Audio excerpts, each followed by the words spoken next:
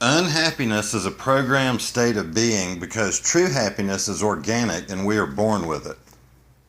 For some reason, the program that we have written for ourselves as adults is a program of conflict, whether it be conflicts between religions, political ideologies, cultural beliefs, etc.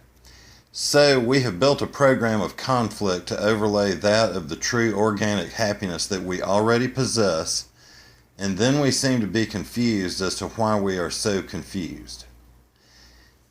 It's a truly unhappy person that seeks endlessly for something that they already possess. The point of awakening is to finally realize that you already have that which you seek. In that awareness lies the beginning of a peaceful life and the end of being pulled along by your program. That is why the biblical Jesus says that to be the greatest, you must come to him as a child.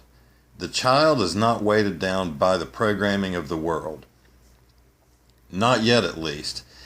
But unfortunately, you will see to it that he is eventually. The victim becomes the victimizer. You are as guilty of programming the world as it is of programming you.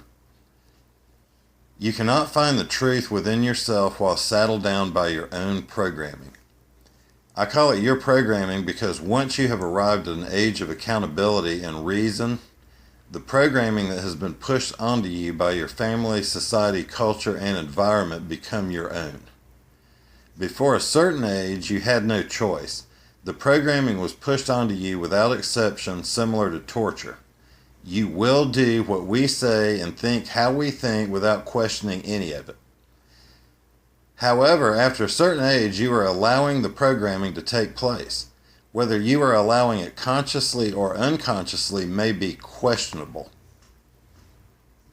But what's not questionable is that it is now fully within your control to awake from it. Your state of slumber and your unhappiness is your choice, and the only person or thing that can set you free is you. In order to find yourself, you must only realize that you, the real you, are already there. Happiness is never further than where you are now. Happiness is not a state of being that changes with the tide. Happiness is merely a choice to see through the programming at the truth, which is that you are already happy. I have a saying, to get to yourself, you must go through yourself. So how can you arrive at your destination, yet first have to travel through your destination? It's a riddle. You started at your destination. That understanding is what sets you free. You are already where you want to go. Your unhappiness is driven by the knowledge that happiness is available, yet you are not willing to take it. You are paralyzed by your programming. You need to make a choice between your program and life, yet you continue to choose the program and wonder why you are unhappy. Awakening is the opposite of confusion. Truth always lights your path, and therefore a life based in truth and reality is a life without the possibility of traversing the wrong path. There is no wrong path. Every choice you make is now the correct one because the way you make your choice is based in truth, not programming.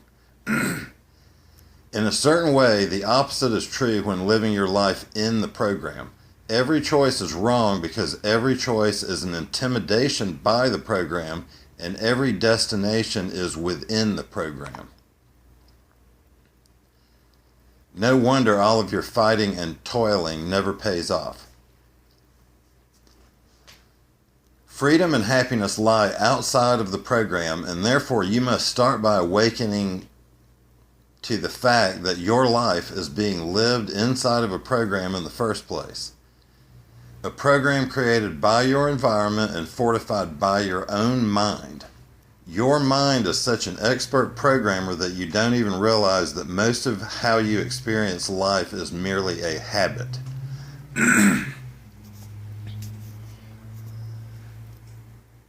You are addicted to unhappiness. Make your drug awareness instead of unhappiness, and happiness will arise in the awareness that all is in fact well, regardless of life's circumstances. The easiest way to know if you are living in the program is to ask yourself if you are happy and answer honestly. I assert that unhappiness of any sort created by anything is a result of the program. I assert that unhappiness does not exist outside of the program and that we, in fact, have invented unhappiness as part of the program of conflict that we have constructed. We seem to believe that every good thing has a bad counterpart and that there is a struggle between the two. True happiness, which I will now call peace, is everlasting regardless of circumstance. I submit that Jesus possessed true peace throughout his difficult ordeal, even while sobbing tears of blood. He knew that the only way for him to become who he was meant to be was to walk to his destiny on a path of truth and not programming. This is what Jesus means when he says that you must come through me to reach the Father. He means that if you